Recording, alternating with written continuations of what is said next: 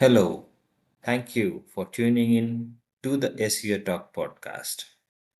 In this episode, we are going to talk about HubSpot's dip in the blog traffic. The following is a recording from the weekly SEO Talk spaces. If you have an opinion about the topic, do share with us on our Twitter handle and we will be glad to get back to you. Thank you so much. Welcome back, everyone, to SEO Talk, episode 86.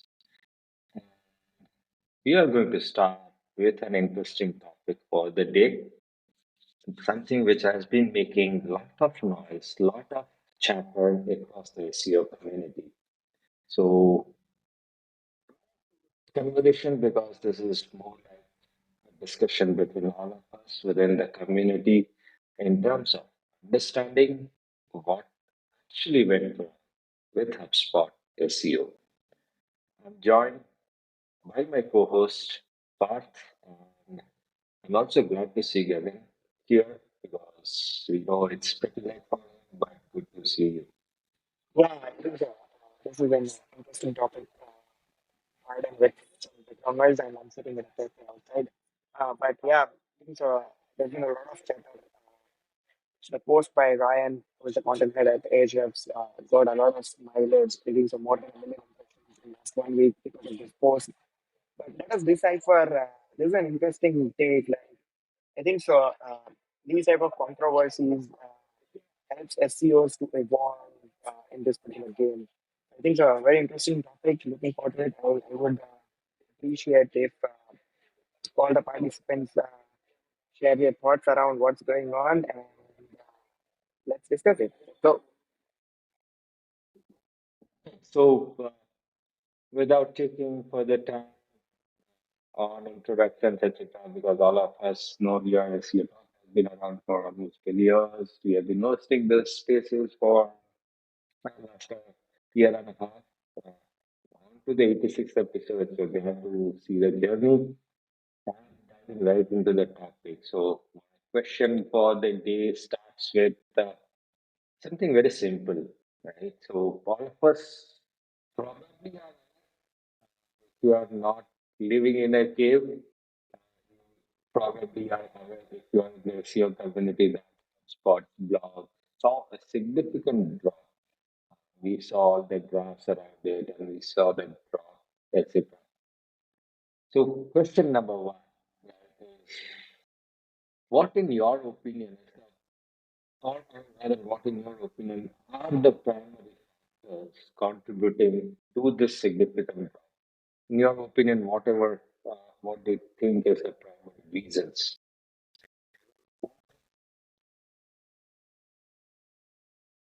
I think so. There's a thing from I think so this is a joint venture thing done by HubSpot and ATS. This was a marketing kind of gimmick.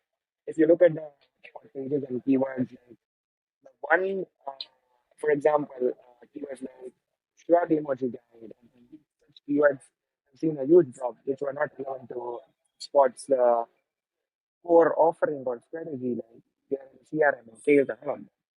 If you look at HubSpot's bench demand, it has increased.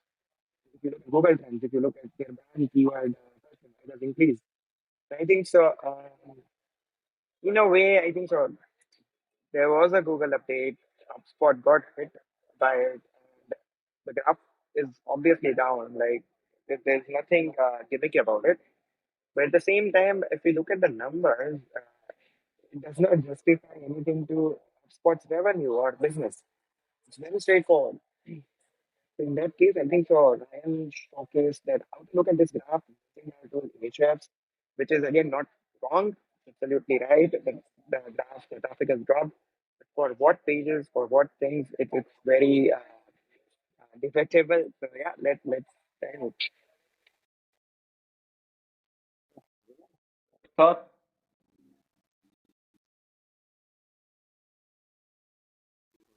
uh,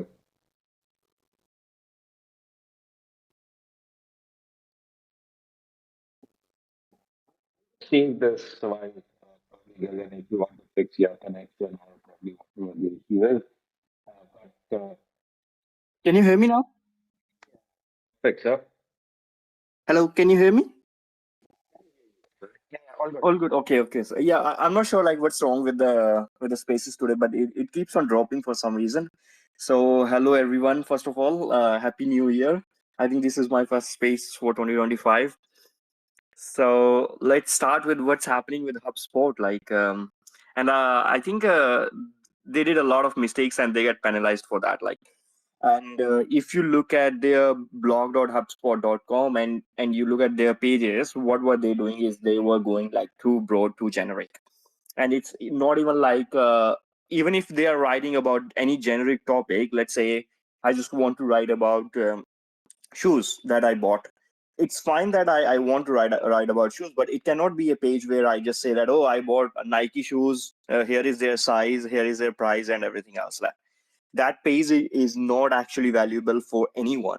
And that is exactly HubSpot was doing it just to get pennies of traffic. So what strategy they employed is that, okay, we got enough authority on our domain. So what we will try to do is we will pick hundreds of but small volume keywords. And if we everything adds up, that will bring a lot of traffic to us. So they picked keywords with volumes of like 100 to 1000, and then they were like, okay, we will do this for like 100,000 keywords. That will add up to like almost like a million or 2 million in traffic. And that is exactly what they did, because one of their previous employee on LinkedIn, I can't remember his name, like he exactly posted that the strategy was to bring in as much traffic as possible, and even if 1 or 2% of that traffic converted, it would have meant like millions in revenue for HubSpot. So that is what exactly they did. And now Google is sort of like going after those really, really generic pages.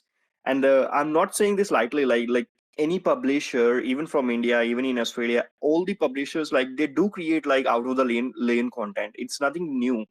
We already know that news publishers specifically, they go like too broad. Like some of the news publishers are writing about everything, and many of their pages are just like generic, super generic information, which a kid will almost know like without telling them. So I do think that it's good that Google is going after those pages. Now what might have happened is, like, this is my personal theory, that I'm not exactly sure if that's what exactly happening right now, because when Google rolled out upgrade to site reputation abuse policy back in November 2024, there were a couple of paragraphs which are not related to site reputation abuse, where Google said that they want to focus more on not passing on site-wide signals to the starkly different content on any site. So what they meant is that if you are a publisher talking about, let's say, shoes, and then you suddenly start writing about cars, Google will consider that cars related content as starkly different from the main content of your site, which is shoes. And Google will not pass on your existing domain level signals to that new cars related content that you have. And eventually, what Google want to do is Google want to treat that cars related content as if it's a new site. And then also back in December, when Google did a event in Zurich, over there, our Lies and Danny Salwan, he also told publishers that we are recommending you strongly that if you want to diverge to the close by topics, let's say you want to go from socks to shoes, that is fine, that is close by. But if you want to go from socks to cars, that is not close by, and we recommend you to create a specific domain, new domain for that topic if you just want to expand that. And I think that these two factors combined, where one, with the site reputation abuse policy update, Google said that we want to not pass on site-wide signals to the starkly different content. And over there, Google specifically mentioned that over time we will improve these systems, and there will be drops in rankings of the publishers. But those drops are not as if we are penalizing anyone. We are just treating it differently. So don't be surprised. Like over there, Google is clearly warning people. And then Danny also told to the publishers that clearly that we want you to do this. And I think over the last couple of weeks, what Google did is they rolled out an update to their starkly different algorithms. And now they have got like a better system to understand starkly different pages. And now that's how they caught HubSpot, and that's how they are catching even SEMrush too. SEMrush also went too broad, and if you look at their ranking as well, that is also tanking right now. So this is like my personal theory, but I do think that in next core update we will see significant drops, and in the next core update there might be some more information from Google where they will talk about like the starkly different content and what they are exactly doing. And we are going to come up on that topic in terms of the site reputation abuse, which we definitely feel HubSpot was probably guilty of doing. Uh, and the second example that you rightly mentioned, SEMrush and few other publications are probably guilty of the same things, and some of them are already facing the impact of, say, the algorithm update. So going back on that particular topic in terms of abusing the authority, think, right, again for Path and Gagan both, right, where do you think HubSpot went wrong? Because what we see is definitely they started writing on content which was not relevant. But beyond that, where do you feel they could have they could have probably done things differently? But Yeah, I think this is an interesting question. Where I want to start this is HubSpot has got the domain authority, the domain authority, and even the topical authority. I think so they deviated from their topical authority too broad, and they wanted to ride on their domain authority and probably get more traffic in probably 100,000 range, extra traffic with high volume keyword. And in a way, they were expecting some more discovery and some little conversion from those keywords. So they wanted to, because they have reached a saturation where they have almost covered all the industry keywords and they're ranking in top three, top five. But having said that, they diverge a lot. I think so. If their content is not aligned to their audience, and if PEAT is more important than domain authority, we can clearly see here, like, if there's no expertise and authority from Spot, if Spot tool is not helping to create blog emojis and stuff like that, why are they sharing a guide around it? So I think this is my take. Yes. And just to add like what Parth said, I think what went wrong is like their strategy seems to be right approach. Like if I were HubSpot, I would do same. Try to get as much traffic as possible, and then maybe have like 5 to 10% conversion rate on all that traffic, which is like not so relevant to my main business software or CRM. But at the same time, what they should have done is they should not have like written generic content. They went like too much generic. It's totally bullshit information on their pages. What they could have done is maybe hired some experts if they wanted that strategy to be done in a right way. The best way to do that is just hire some experts. Like it's not that difficult. Like I work with a private equity firm in US, and they do have like a really large travel site, and their approach is like they do want to write about generic topics around travel and everything, but their approach is that at each page at least we can have some information. And their strategy is that in each city they are covering on their travel site, they have a couple of freelance contributors. So even if the information is, let's say, 40 to 50% generic information on any page that they are writing, the images, the videos, those four freelancers showing going around the city, those are unique information. So the value per page for a search user who is coming to that page is there. But that is not the case for HubSpot when they went like too much generic information. So I think they deserve to be hit in that kind of case. But I do think that Google need to roll out whatever they did with HubSpot, that need to be done at scale. And frankly, like some of the sites that I worked with previously back in 2021, 2022, they were also trying to replicate HubSpot's strategy. And we did manage to get a lot of traffic. But at the end of the day, like they will also suffer because they have created too many generic pages. There is no sign of any expertise. And I don't think that those kind of the pages deserve to rank in any way. Either it be on HubSpot domain or on my domain, even like frankly.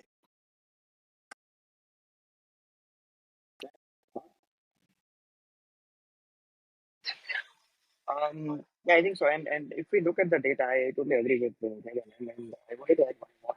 If we look at the data, the subdomain, the blog subdomain has seen a drop for some of these pages, while the main www subdomain, the main domain, it's intact. Like there's no drop there. So my question is, if, for example, if the blog was a subfolder, uh, so this is a subdomain level kind of not a penalty, but Google reviewed it. If the blog was a subfolder structure, in that case also, would these blogs be affected, or would it be a site-wide thing? What do you guys think? Just a curious thing. I think in the site reputation abuse update that they rolled back in November 2024, the language there is like really really vague. Google is not specifically saying either it's subdomain or subfolder. What they are saying is it's subsection. So by subsection, what they mean, like they are doing subsectioning but independent of URL. Let's say a starkly different page exists on subdomain and a starkly different page exists on subfolder. So they're gonna combine those starkly different pages together and treat it as a separate entity independent of the URL, or how they are doing it. Like that's where I want to challenge John Mueller or Danny Salvin and ask them, like, you are using really really vague language over here. You are not exactly saying if you want to not pass on domain level signal to subfolder or subdomain, but you are saying subsection. Like how you are determined, how you are figuring out if it's a subsection. Either you want us to be in a delusion, or you are hiding something, like there is something more to it rather than it just being the URL structure. That is what's going on, I think. Mm. Oh yes, I think we should keep on questioning and be the devil's advocate for all the Google search advocates. I totally agree. So we have some interesting folks joining with us. I think Sean Anderson has been connected with him on and off. I think using a couple of templates that he has been sharing it. Thanks, Sean, for joining. We would want to hear your thoughts as well. If you wish to join us on the stage, like, we will send you a request out. And we have Preet as well joining.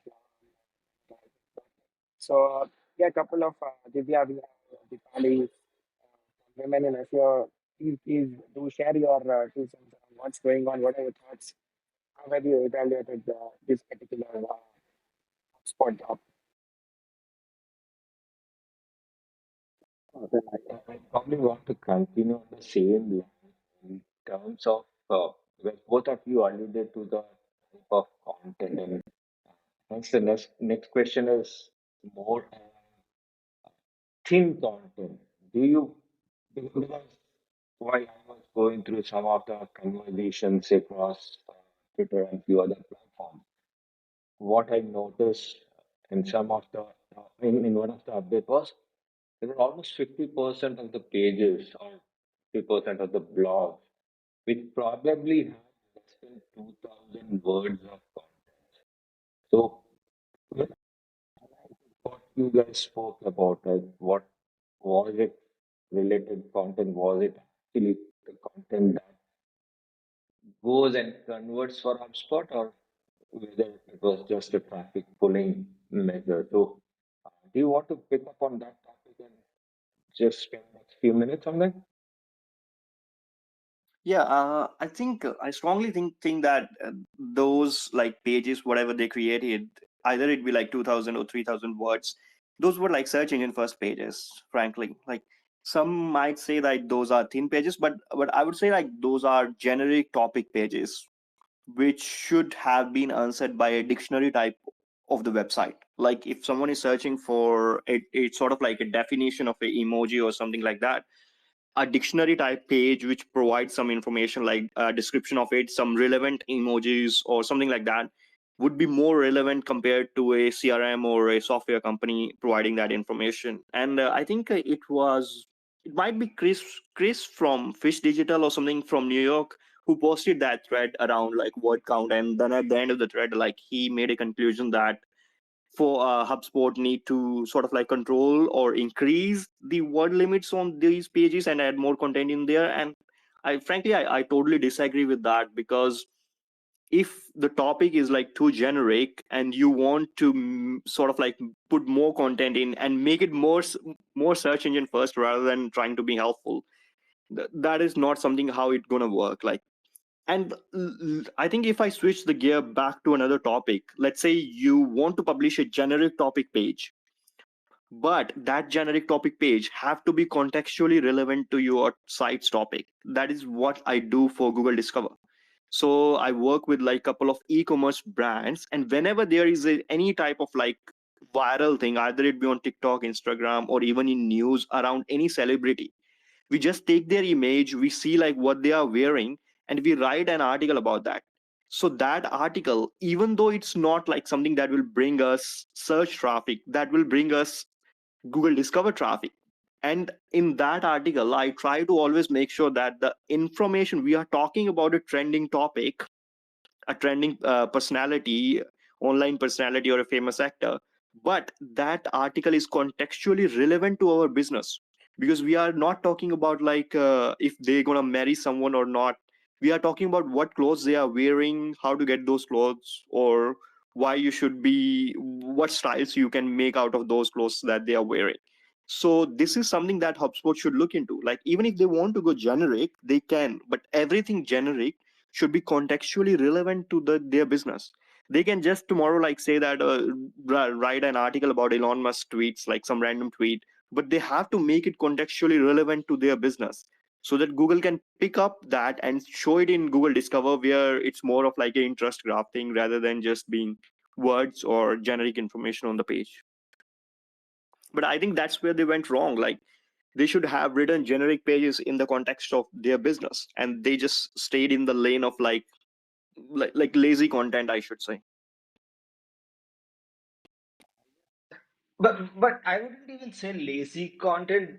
What they probably try to do is, okay, if it's working, right, or rather, if it's not broken, why do we want to change it, right? If it was working for getting them the relevant traffic, getting them say the hits, and they were not worried about the conversion per se, right? They were happy Yeah. with say 5% conversion probably. Yeah, So I think it's mostly like back in 2019 when I started working with a private equity from US. Like, they just buy publishers.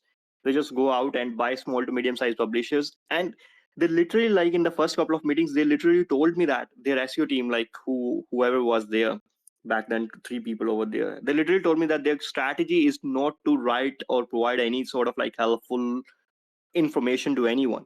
Their strategy is to milk this to the hull as much as possible by whatever tactic that's out there, and that's what they did. Like, they bought like almost 7 or 8 acquisitions they did back in 2020 when the market, COVID was at peak and everything was selling because of the panic, and they have milked that to hell. All of those sites are now almost dead. They just went all in on scaled content abuse, and with the generic information, they hired like so many writers across the world. It's not even like they hired writers from India for cheap. They hired writers from US, Australia, from Canada, UK, and they paid them a lot of money. But what they did is just generic content, because those were not experts, those were content writers. And that is what HubSpot also did. So I, I frankly think that even like if Google rolls out this Starkly thing at scale, some of my clients will be affected too. Like, it's not like I am a good fish or others are HubSpot is a bad fish. Everyone does it, but it's just the scale at which people are doing it. So I try to control my clients and not let them go on this way. But at the end of the day, it's a business. And if there is a business choice to make where the target to hit revenue metric, let's say for this year, is 1 million, and otherwise the board will fire CEO, or whoever the founder is, then the founder will come to external partners like me, SEO consultants, and they will be like, I have to hit this metric, otherwise I will lose my business, and the board will fire me. So it's it's almost like if Google do good hammering, Google's hammer like everyone, not only HubSpot. I'm not against HubSpot, not against SEMrush. But if Google strictly comes out and hammer everyone who is doing starkly different pages, this will set like a precedence where a line will be defined. And even if there is a situation where a consultant, anyone, either it be me or any SEO professional, who is in a board meeting where CEO, CMO, and other marketing executives are sitting and they say that we need to generate 2 million out of ads this year, then you will have a strong argument that okay, this will not work because this is what Google has done with 100 different businesses who tried this. So I think that Google just need to come out and roll it out at scale. And that's what I even said with site reputation abuse policy. Like even right now, most of my conversations with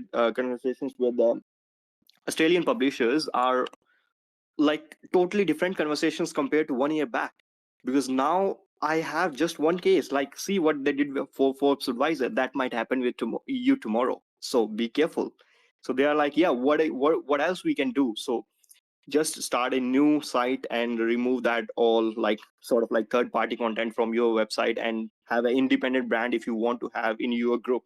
So I think this is what Google need to do: scale it out, do the hammering at scale, roll out the site reputation abuse manual actions, whatever you want to do, either be manually or algorithmically, do that at scale, do this starkly at scale, hammer so many big brands that it sets in like a new timeline in the SEO industry, so that it's easier for everyone. SEO professionals, I know, like we have like really really difficult conversations. It's almost like doing a therapy with all the marketing executives and the board sitting around. So let's see what happens. Like I just wish that they roll it out at scale. I think let's open up to other guys like Harpreet is here, Sean, David, and Divya, and everyone else. Let's see what they have to say. Okay, I have Ashwini who has also joined. So Ashwini, you want to opinion or you want to ask something? Yeah, I mean, I just had I want to draw a parallel that when you look at websites like HubSpot or, when you think about things like site reputation abuse, how do as a platform, do you think, should a platform censor somebody like that? Because, I mean, everybody's entitled to an opinion. If they want to write, they should write. People were liking it. It's not like it was bad content at all. It used to rank, for a certain point of time, for a certain amount of time. So thinking from just very neutral perspective, uh, is there a requirement to do something like this, or it's just, I don't know, pretty unnecessary. Like anybody can write anything, you can rank it. It can be indexed, people can watch it. Forbes advisor again is a good source. They hire good people to write the content. So I mean, it's not that bad. I mean, even HubSpot, right? Like, so if you trust the source of information, then what is the issue? Like, I mean, it's something like that. I think it's like Elon Musk one time said that on X you are allowed to say everything that you want, but that does not mean you will be amplified to millions of views. So I think Google is doing same. Like HubSpot or Forbes Advisor is allowed to say anything that they want. They want to write about shoes, they want to write about product reviews, they want to write about cars or anything else that they want to write about. They are happy to do that, but that does not mean Google should rank that content for some reason. So it's Google's editorial choice to draw a line and say that okay, Force Advisor is not good content. And frankly, like I think Jonathan from Forbes SEO team is also on Twitter. And let's say tomorrow, if Forbes Advisor they just host it on a new domain. Let's say they buy example.com tomorrow and move all that content to that example.com, and there are no links from Forbes to that new domain, will that same content rank? If so, where that content will rank? And then we do the comparison of like where it was ranking with advisor and where it is ranking with example. And from there, we will see like how much bad that content is. And it was just ranking because of the domain level signals.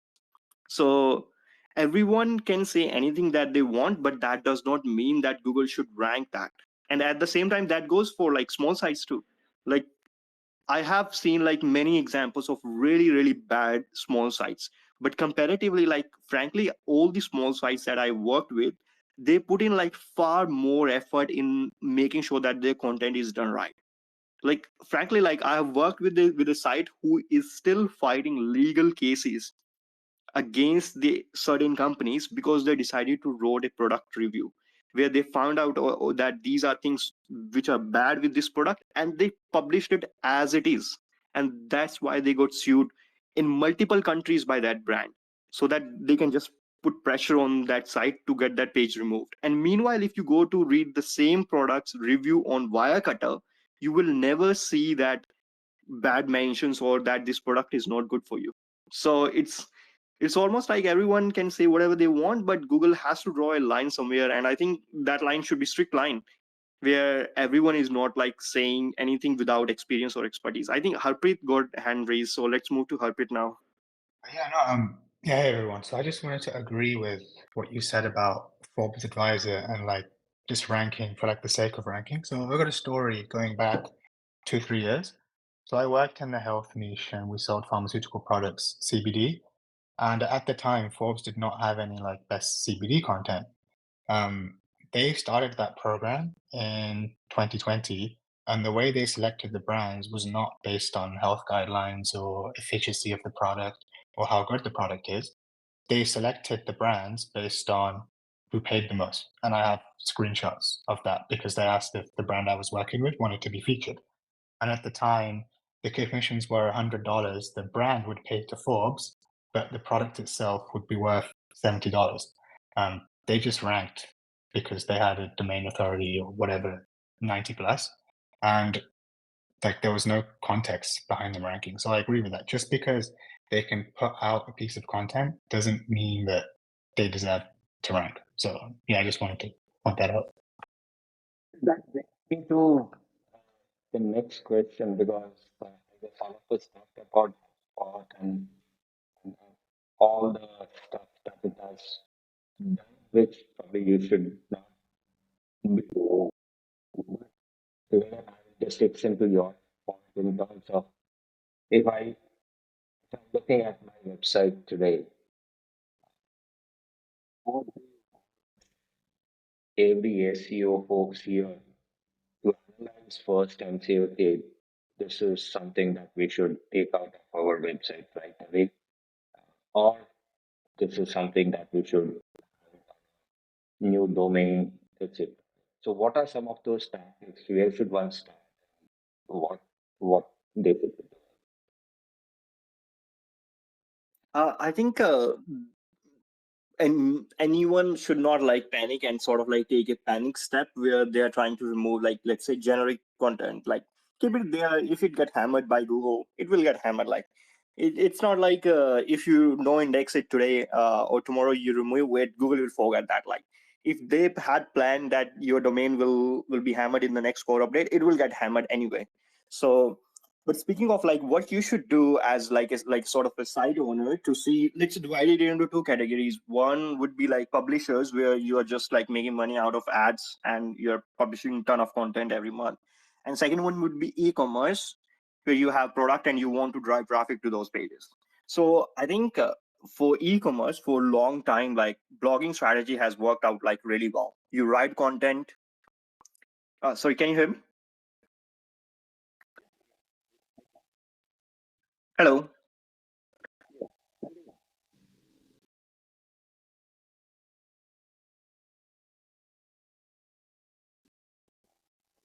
Yes, yes.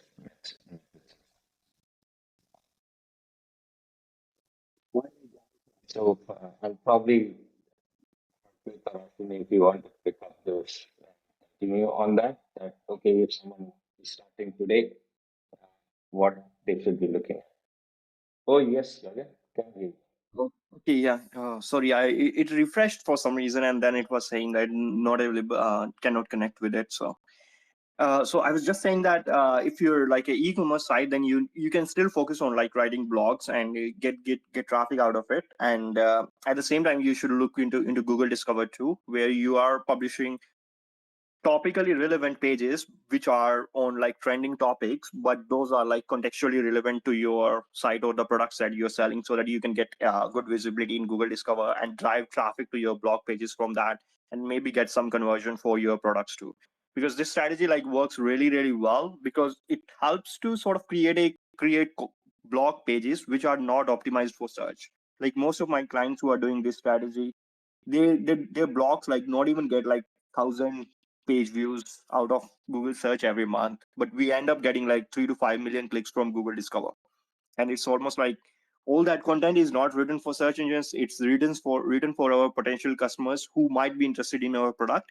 But to grab that interest, we have to write about the topics which might be contextually interesting to those users. So it's almost like writing for our audience to attract them via Google Discover through the interest graph.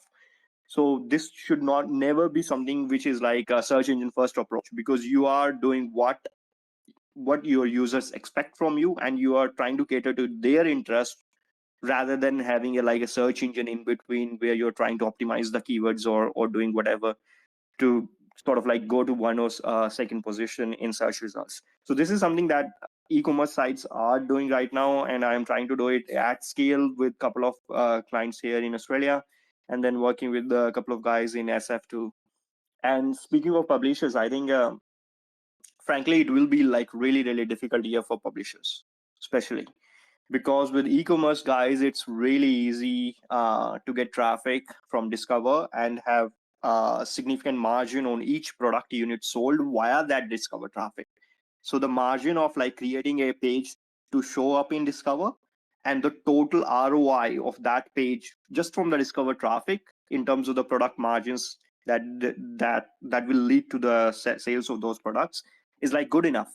Like you can run a business just on Google Discover traffic, e-commerce business, if you're doing the strategy right. But for publishers, it's going to be really, really hard here, I think, because Google is taking away a lot of clicks via AI overviews, which is like really, really problematic. But publishers can also look into Google Discover, but that is really, really hard for publishers, because most of the publishers, like whenever I go in a meeting with them, they are just like, "Oh, we want traffic, we want ad revenue." And that means that their content strategy, their editorial strategy is totally fucked up. Like I have talked with some of like really, really higher guys in editorial teams, like chief editors. They are like, but they don't understand the audience who they are writing for, because that's not what their board or their CEO or their CMO is telling them to do. Their CMO is coming to them and saying like, okay, there is US elections, and in search results, do whatever you want, publish like 100 words, 50 words pages, but we just want to show up there.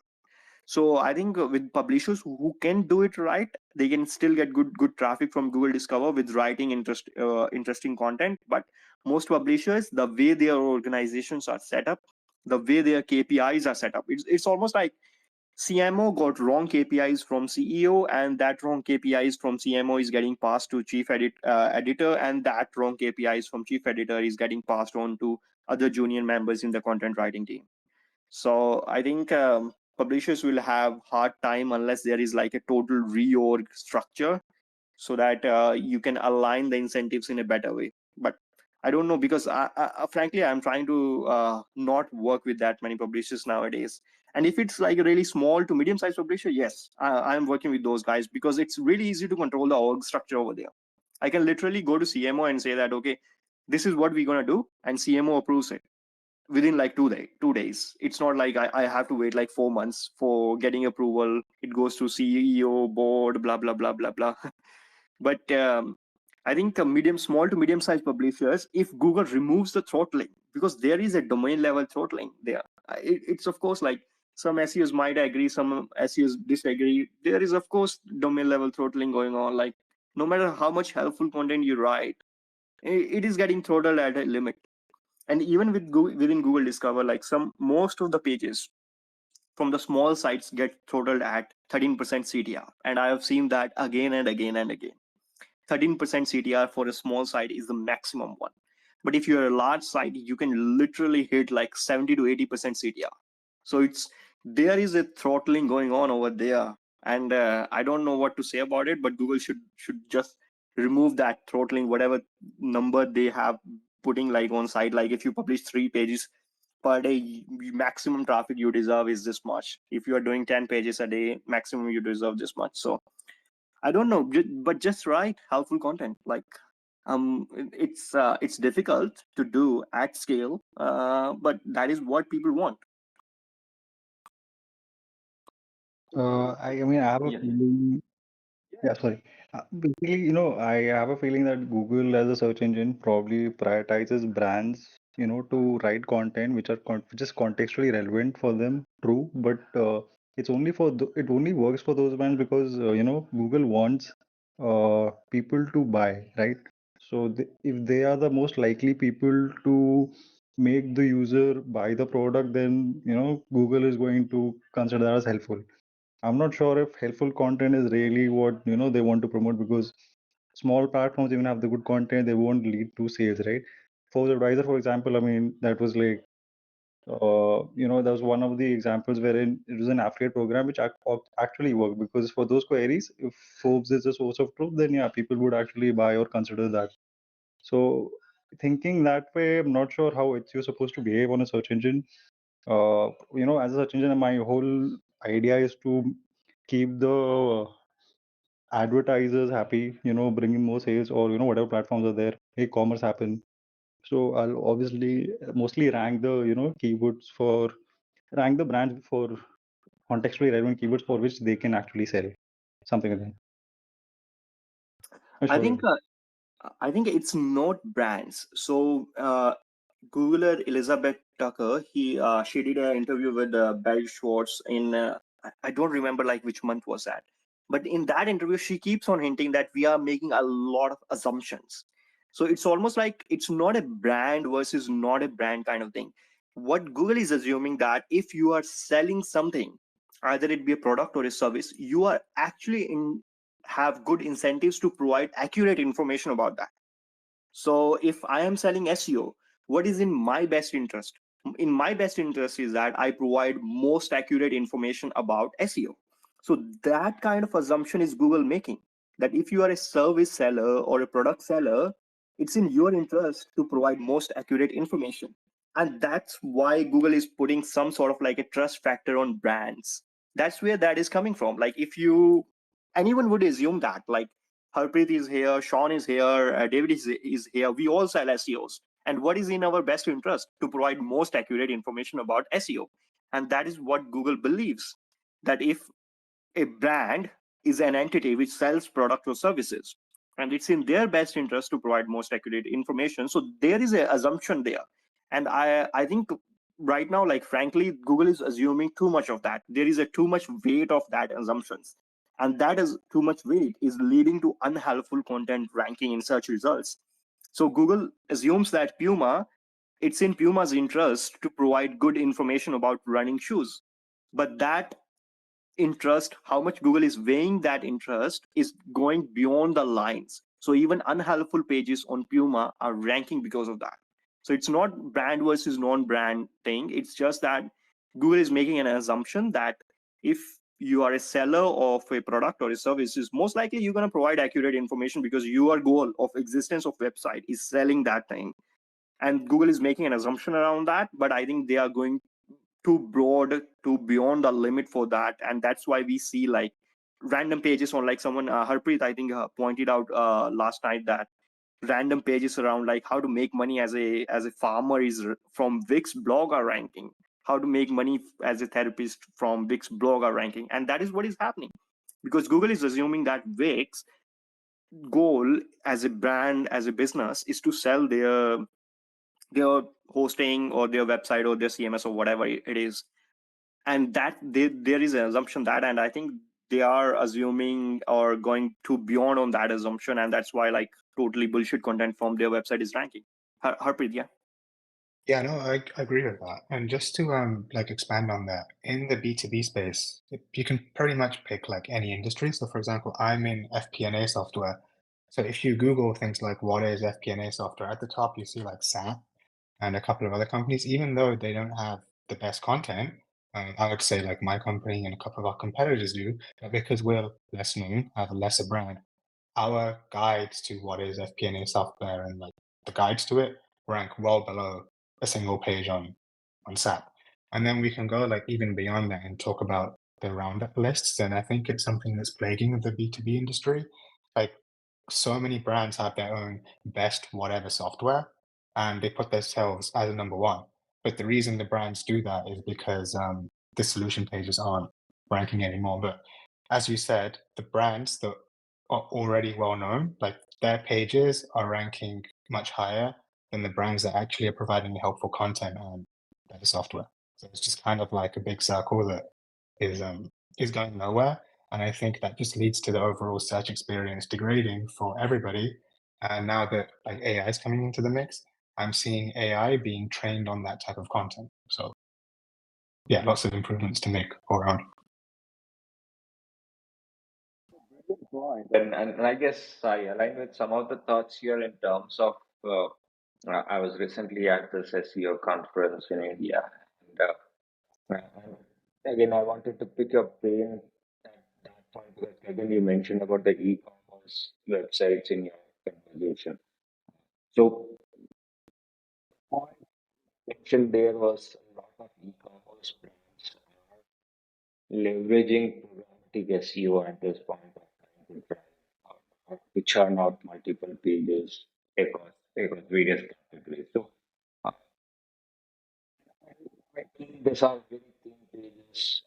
Some at some point of time, if it's not today, but at some point of time, those websites or those pages could get impacted. What are your thoughts on that? I think if it can be created programmatic, then it's most likely not going to provide much value to anyone. So for some time, Google might think that these pages might be relevant for people, but at the end of the day, eventually these might not be that relevant for anyone. So I think with the programmatic approach, like you have to see if all those programmatic pages can be a tool. It's as simple as that. If it can be a tool, eventually Google will hit that. So for example, like some of the sites, like they publish conversion data, like 1 USD to 1 AUD, 1 USD to 1 INR, 1 USD to Japanese currency. They have like so many pages, and all those pages are updating the information on daily basis. And some of the sites which are ranking even frankly right now, they have almost like 2000 words on those pages.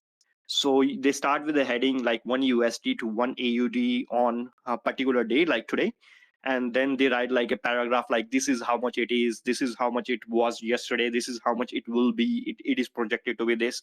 And then they have a specific FAQ structure and everything. Those kind of the pages can just be a tool where anyone can go to that tool and select like what currency they want, 1 USD to 1 AUD or whatever the conversion is, and they can see the information over there.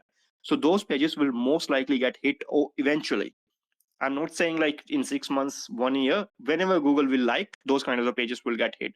But if all those pages have some information which is either created programmatically or written by human or anyone, if that cannot be like converted to a single page like a tool, then those pages will still most likely be shown in search and will continue to get traffic. So this is like the simple metric that I use, like against versus for programmatic SEO. So if for programmatic SEO, if all those pages cannot be converted into a tool, if all those pages can be converted into a tool, then eventually that site will get hit. I'm not sure, like others might disagree, but this is how I approach it. Yeah, I agree with that. There's actually a brand in Canada. I won't mention the name, but if you Google is 670 a credit score, a good credit score in Canada is 700 a good credit score, is 699 a good credit score. They have a 1,000 page article on like all of the numbers going up from 600, and the content is pretty much the same on the page. So right now, Google is rewarding them quite well. But as Govind was saying, like over time, I expect them to take a big hit because it's just content that can be in a simple tool. Yes, and I think that even if you're like a brand who is doing this kind of strategy where per page information is like minor updates, like the credit score numbers, this is almost like some brands are creating like pages like 650 credit score, 660 credit score, 670 credit score, 680 credit scores. Like right now it works. I'm not saying that it don't work. It works because there is a volume for that. But eventually, like if you are a brand, what your strategy should be to have that as a tool and market your tool, not only through search engine, but to other marketing avenues, like market that you have a credit tool or something like that, where people can come and use it to get some prediction or like whatever information they are looking related to their finances. So this is how I would approach it. Like some people, especially growth strategists based out of New York, like they do like the programmatic approach because their incentive is sort of like different compared to our incentive. Like whenever I talk to someone from New York, like they always talk in context of private equity, and for with private equity, the incentive is to get the outcome as soon as possible. And if you talk with any growth strategist from New York, they will always go with a programmatic approach, and they will say that okay, we need to do this. And that's why even like many of the site reputation abuse sites, they are based out of New York. And if you go further deep down, you will see that there is a private equity ownership. And the goal of that private equity ownership is to milk the things to the hell as soon as possible. That's for the same reason, right? So we talked about, say, what should someone do if they already have pages. But if I switch the gears in terms of what should a site owner do if they are already hit, right? If they are already seeing, say, example of HubSpot, right? Already been seeing a drop in traffic. What should someone like HubSpot be doing if they're already seeing it? I think they will try to recover it, but they should not recover it. I think it's a broad shift that Google should scale it up. And it's almost like do it until it works. And I think it's time that Google put an end to this. So I hope that Google put an end to this starkly different pages practice, which many brands do. Google just hammer everyone and put an end to it. The second one is site reputation abuse. They should put an end to it and sort of do it like a timeline shift in SEO industry. So different people, like even Forbes is trying. I know for sure because internal sources told me that Forbes is trying to the hell. They have contacted like so many SEOs trying to figure out like how to get the Forbes advisor back in search results. But I think even if people are trying to sort of like get these pages back in search results, Google should not let that happen. That's my like firm belief that starkly different pages, either it be from like a large, medium size, small sites, anyone should not rank in search results. Site reputation abuse should be penalized to the hell. And that's what I expect Google to do. And I don't know, people might try different things. Even if my clients are hit, I might try different things, but at the end of the day, it's a difficult conversation with the client on, especially on the revenue. If significant revenue is hit, which is not the case in for HubSpot, so they are safe in that respect. But I think there should be a timeline shift. That's my stand on it. Like people should not try to recover it. Rather, Google should go all in and do a timeline shift in SEO industry. That's all. Ideal world, right? But again, I have to pick up on the same point and say, I mean that, right? Because okay, like what already been hit. Tomorrow morning, what we have right away and implement right because they still have to ensure that it does not fall. Yeah. I think what HubSpot should do right now is like whatever page is hit, go to that page and see if they can update the content, not add or remove more content, but make it contextually relevant to software. Either that be in a funny way. Satire worked really well in Google Discover. And I know for sure if it works really well in Google Discover, Google search is also like similar. So what they can do is go to every page that they have about any topic, make it relevant enough to their contextually relevant enough in some way to their software. That's all. Like they can make it I don't know, it's a proper strategy. Like someone have to do a proper sit down and see, go through each page content and see how they can update it such that it's contextually relevant to the software. Even if it's a page about emojis, some like good creative person can come up a way to make that emoji page contextually relevant to the software. So that is what they should do in short term. That's what I think. Like,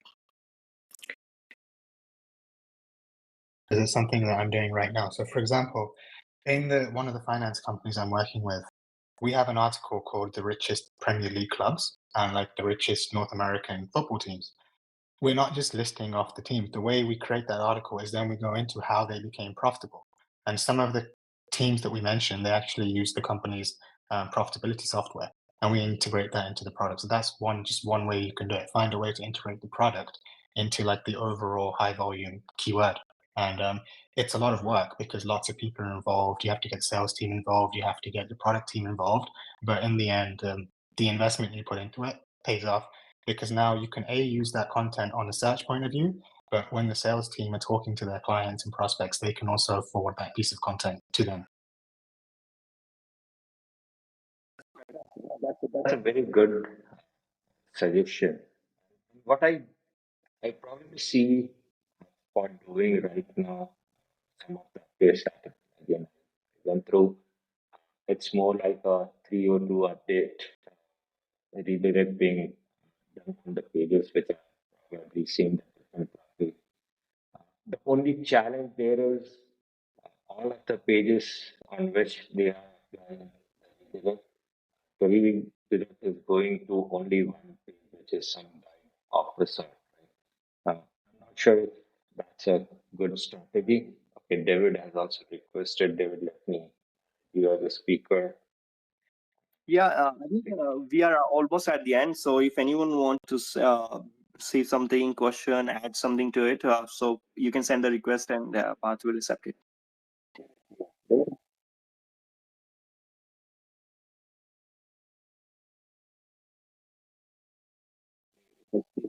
You know, David, I think you're on mute. Oh, thanks. I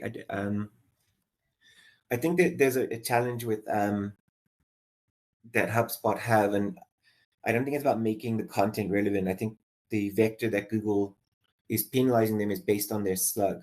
The keywords in the slug don't match the topical authority that they have. So they can take a page about emojis and they can make it about, say, using emojis in newsletters, which would be somewhat relevant to their product. I don't think that's going to work because, so I believe in a basic Google. I don't believe that Google understands helpful content. I thought that was a satirical joke that too many people missed. They don't know what helpful content is, and helpful content itself is a misnomer, right? Because not everybody looks for helpful content.